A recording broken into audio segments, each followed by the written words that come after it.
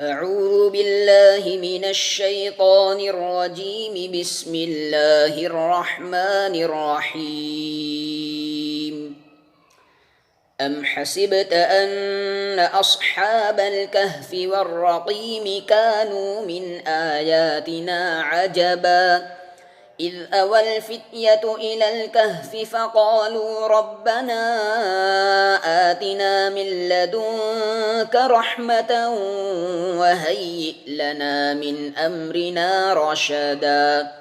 فضربنا على آذانهم في الكهف سنين عددا ثم بعثناهم لنعلم أي الحزبين أحصى لما لبثوا أمدا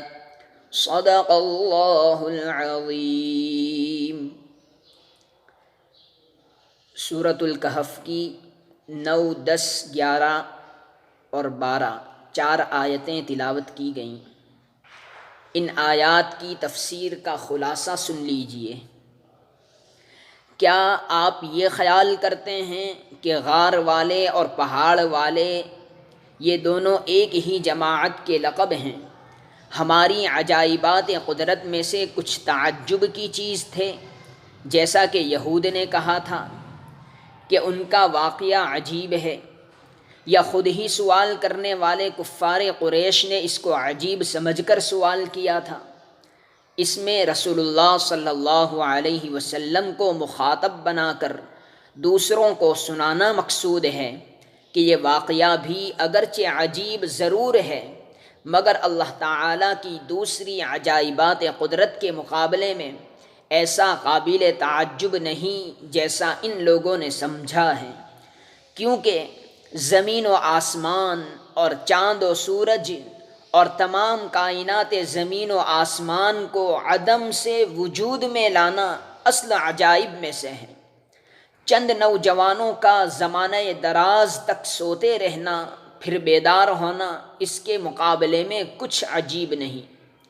اس تمہید کے بعد اصحاب کہف کا قصہ اس طرح بیان فرمایا،